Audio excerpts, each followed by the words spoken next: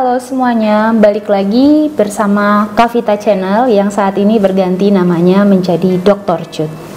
Bulan April mengingatkan kita pada bulan lahirnya satu orang sosok perempuan Indonesia yang dinobatkan sebagai salah satu pahlawan nasional Indonesia yang memiliki pengaruh yang sangat besar terhadap pemikiran perempuan Indonesia yang modern. Pada kesempatan kali ini, Berliterasi akan membahas satu tulisan yang berjudul Historical Perspective on a National Heroine, R.A. Kartini and the Politics of Memory, yang ditulis oleh Amber Woodward pada tahun 2015. Siapa yang tidak mengenal Kartini? Sosoknya diketahui lewat hari perayaan kelahirannya yang tiap tahun diperingati. Lewat kebayanya, lewat sanggulnya, lewat film, bahkan lewat cerita-cerita yang beredar di masyarakat. Sebenarnya, kalau kita boleh jujur, pengetahuan kita seputar Kartini itu sangat terbatas. Pemahaman kita tentang sosoknya sebagian besar kita dapati dari surat-suratnya, yang mana isi-isi surat tersebut menceritakan tentang kehidupannya di masa lalu, keluarganya, serta cita-cita dan perjuangannya. Dan dilengkapi dengan koneksi historis yang eksis, yaitu terkait dengan peristiwa, tokoh, dan tempat. Bahkan surat-surat tersebut bisa dikatakan tidak dapat mewakili Kartini seutuhnya, karena Abendenen, orang yang mempublikasikan surat-surat tersebut, menerbitkan karya-karyanya tidak secara utuh. Dia melakukan pengeditan, menseleksi, bahkan menghapus isi-isi surat yang menurutnya berseberangan dengan pemerintah kolonial pada saat itu. Dari sini kita dapat berhipotesis bahwa sosok Kartini sebenarnya telah dikonstruksi oleh adanya terjemahan, suntingan, pendapat sejarawan, bahkan agenda politik kolonial. Kurangnya catatan sejarah yang signifikan di luar surat-suratnya sendiri menciptakan suatu mitologi dan telah menghasilkan ambiguitas terhadap sosoknya sebagai pahlawan nasional. Hal ini yang akan saya coba kupas secara tajam dalam Berliterasi pada kesempatan kali ini. Dengan menggunakan pendekatan memori kolektif, Amber Woodward dalam Historical Perspective on a National Heroine, R.A. Kartini and the Politics of Memory 2015 melakukan 3 minggu penelitian dan kerja lapangan untuk membongkar secara kritis terhadap ingatan budaya tentang Kartini yang telah dikembangkan sebagai tokoh pergerakan politik sosial. Di awal tulisannya, Woodward memaparkan mengenai sejarah hidup Kartini yang ia dapatkan dari berbagai sumber. Sejarah hidup R.A. Kartini dimulai ketika ia lahir, yaitu di tahun 1879, dan dia itu berasal dari keluarga Jawa bangsawan. Kartini memang hidup pada zaman kolonialisme Belanda. Latar belakang perjuangannya adalah pendidikan perempuan melawan apa yang dianggap sebagai tradisi Jawa yang menindas. Dari sini kita dapat melihat bahwa R.A. Kartini menjadi sosok yang sangat luar biasa di zamannya. Pada saat itu, perempuan tidak akan mampu berpikir di luar dari konteks kejawaannya yang cenderung patriarkis. Ayahnya bernama Raden Adipati Sosrodiningrat yang merupakan bupati dari Jepara. Sosrodiningrat termasuk ke dalam kelompok bupati yang percaya bahwa pendidikan akan membawa kemajuan pada peradaban bangsanya. Namun, pandangan Sosrodiningrat ini tidak sepenuhnya dapat terlepas dari tradisi.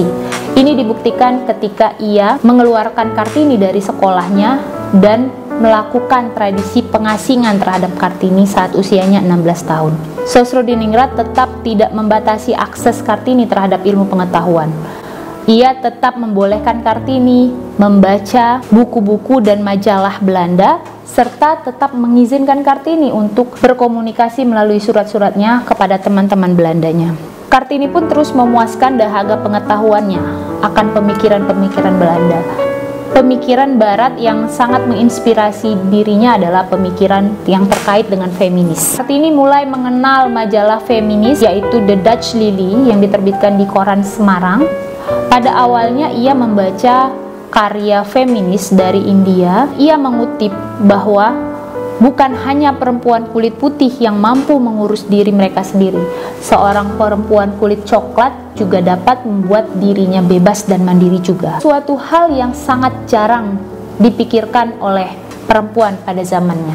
Tidak hanya membaca, Kartini juga sudah mulai mengirimkan opini-opininya ke dalam koran-koran berbahasa Belanda, dan juga dia sering mengirimkan surat-surat yang berisi keresahan hatinya tentang tradisi-tradisi yang membelenggu perempuan pada saat itu, dan ia tujukan kepada teman-teman Belandanya. Salah satunya adalah Abandenon yang merupakan Menteri Pendidikan yang kelak menerbitkan surat-surat Kartini ini dalam bentuk buku. Kartini dengan gamblang menolak yang namanya perkawinan dan mengutarakan keinginannya untuk bekerja seperti perempuan-perempuan Belanda pada saat itu. Menurutnya, pendidikan adalah kunci untuk kesejahteraan bangsa. Dengan pendidikan, kesadaran akan meningkat sehingga poligami yang pada saat itu menjadi tradisi masyarakatnya akan berkurang. Hak-hak perempuan akan meningkat, terutama dalam hal pendidikan.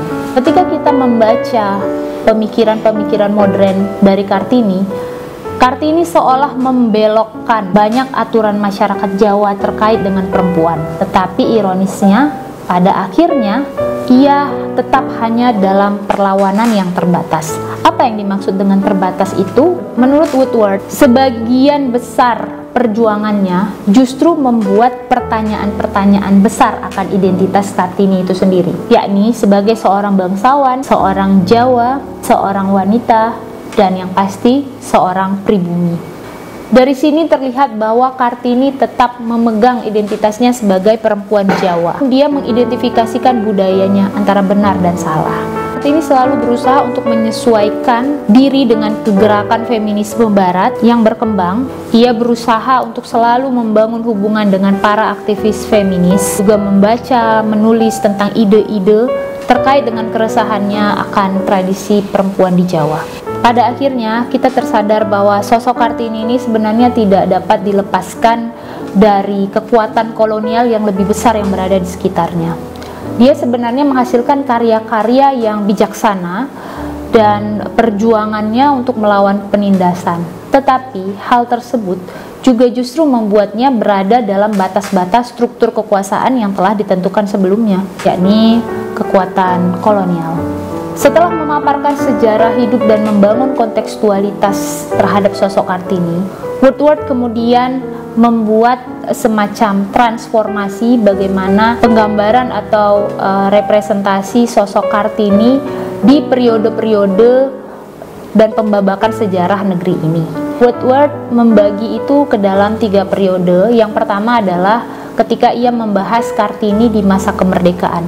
Ada hal-hal yang membuat saya takjub ketika saya membaca tulisan Woodward ini, yakni dia seolah mampu untuk membuat transformasi yang sangat signifikan bagaimana memori kolektif terhadap sosok Kartini alami perubahan yang cukup signifikan mengikuti rezim yang berkembang di negara kita. Pertama, Woodward menggambarkan sosok Kartini di masa kemerdekaan. Ketahui bahwa 17 Agustus tahun 1945 Indonesia telah menyatakan diri sebagai negara merdeka bebas dari segala penindasan dan penjajahan. Presiden pertama kita, Soekarno, dengan tugasnya yang sangat besar untuk menciptakan suatu bangsa dari kumpulan pulau-pulau dengan mengusung satu titik pemersatu, yaitu adanya kesamaan keinginan untuk lepas dari jerat kolonialisme Belanda. Soekarno sadar betul bahwa untuk membentuk suatu negara terdapat batasan ruang dan hukum yang tidak cukup pada saat itu. Di negara yang begitu muda, Soekarno merasa penting bahwa Indonesia juga dapat mengidentifikasikan kesamaan masa lalu. Apa itu kesamaan masa lalu itu? Yakni sama-sama pernah merasakan dijajah oleh kolonial. Salah satu metode Soekarno yang paling terlihat dalam sejarah Indonesia adalah menciptakan pahlawan-pahlawan nasional, baik itu laki-laki maupun perempuan, dari seluruh Nusantara yang dapat dilihat secara komunal sebagai mereka yang berkontribusi signifikan terhadap fondasi kesejahteraan dalam sejarah Indonesia. Nah, disinilah kemudian nama R.A. Kartini mencuat. R.A. Kartini merupakan perempuan pertama yang mendapatkan gelar sebagai pahlawan nasional bersamaan dengan 2 perempuan lainnya, yaitu Cut Nyak Dien dan Cut Mutia. Ia dinyatakan sebagai pahlawan nasional pada tahun 1964 dengan peringatan ulang tahunnya yaitu 21 April yang kita peringati seperti sekarang. Sebagai simbol rakyat, gelar Kartini sebagai Raden Ajeng atau Raden Ayu itu menandakan status aristokratnya seorang Kartini, itu kemudian dihilangkan statusnya dan digantikan dengan gelar baru yaitu gelar ibu kita Kartini. Di bawah rezim Orde Lama ini, Soekarno berupaya untuk memobilisasikan memori Kartini sebagai ibu bangsa yang sesungguhnya. Soekarno menggunakan Kartini sebagai representasi untuk menjelaskan posisi perempuan di negara baru, sambil menegaskan bahwa laki-laki tetap merupakan kekuatan utama di belakang negara yang harusnya juga mengelola negara. Kartini di sini justru menunjukkan bahwa perempuan juga harus berpartisipasi dalam pembangunan bangsa, karena kita ketahui bahwa pada saat itu adalah bangsa Indonesia ini sangat baru, terlepas dari segala penjajahan. Sebagai bagian dari negara Indonesia, baik laki-laki maupun perempuan dapat berkontribusi untuk kekuatan Indonesia. Hal yang berbeda itu ditunjukkan juga oleh Woodward, yakni ketika ia memaparkan bagaimana memori terhadap Kartini di masa Orde Baru. Transformasi karakter Kartini mengikuti perubahan rezim di Indonesia. Transisi dari masa Orde Lama menuju Orde Baru dipenuhi oleh kekerasan dan gejolak, bukan merupakan rahasia umum. Kita ketahui bahwa peralihan kekuasaan dari Orde Lama dan Orde Baru dimulai dengan kekerasan, yakni ketika peristiwa kudeta pada tahun 1965 yang menewaskan 6 jenderal tinggi militer. Di sisi lain, di bawah Presiden Soeharto secara eksplisit mendefinisikan perempuan Indonesia yang ideal adalah berkebalikan langsung dari Gerwani, yang dianggap bahwa Gerwani itu merupakan kumpulan dari perempuan pemberontak. Perempuan ideal versi Orde Baru yakni representasi dari ibu yang ideal bagi anak-anak dan keluarganya. Definisi Soeharto tentang Kartini sebagai ibu ini lebih merujuk kepada domestikasi perempuan Indonesia. Kartini menjadi model Soeharto untuk ideal, yakni kewanitaan yang sangat keibuan bagi anak-anak dan keluarganya. Kartini selama masa Orde Baru ini lebih mewakili peran submisif perempuan dalam masyarakat melalui pengeditan yang selektif dan terhadap representasi oleh rezim Soeharto. Sosoknya lebih ditekankan pada kepriyayannya, yaitu kebangsawanannya yang berkelas tetapi juga penuh kasih sayang terhadap orang-orang. Namun dari dua peralihan tadi kita dapat melihat bahwa baik Belanda, Orde Lama maupun Orde Baru tidak pernah memilih untuk melihat Kartini sebagai seorang sosok perempuan yang memberontak, seorang perempuan yang kritis, pemikir. Padahal di dalam surat-suratnya itu jelas sekali bahwa Kartini ini adalah seorang perempuan yang berhasil out of the box dari pemikiran perempuan di zamannya. Kemudian setelah mengupas tuntas mengenai Orde Baru, Kartini di zaman modern ini juga digambarkan dengan jelas oleh Woodward, yakni pada tahun-tahun pasca Soeharto yang disebut reformasi, lebih dari 100 tahun sejak kematian Kartini, statusnya menjadi legenda dan tokoh sejarah tetap kuat di Indonesia.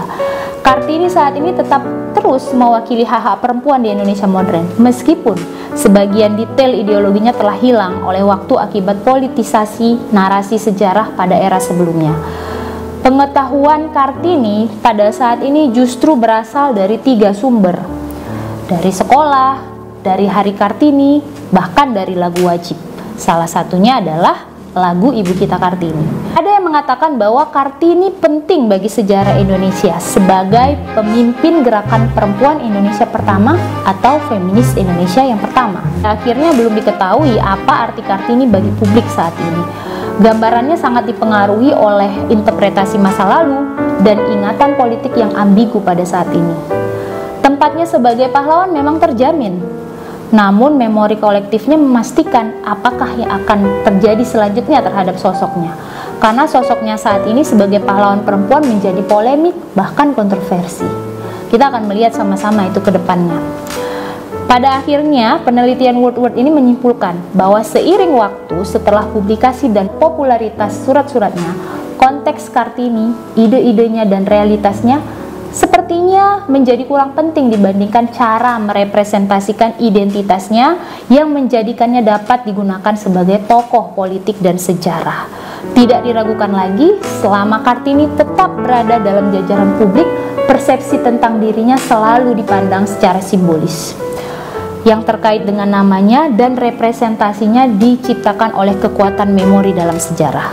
Next, kita akan bahas mengenai kajian memori dalam ilmu budaya. Stay tune dan jangan lupa subscribe channel ini, channel Dr. Cut. Kedepannya kita akan bertemu lagi dengan pembahasan yang lebih seru terkait dengan sastra dan kajian budaya. Sampai jumpa dan salam sehat selalu. Terima kasih.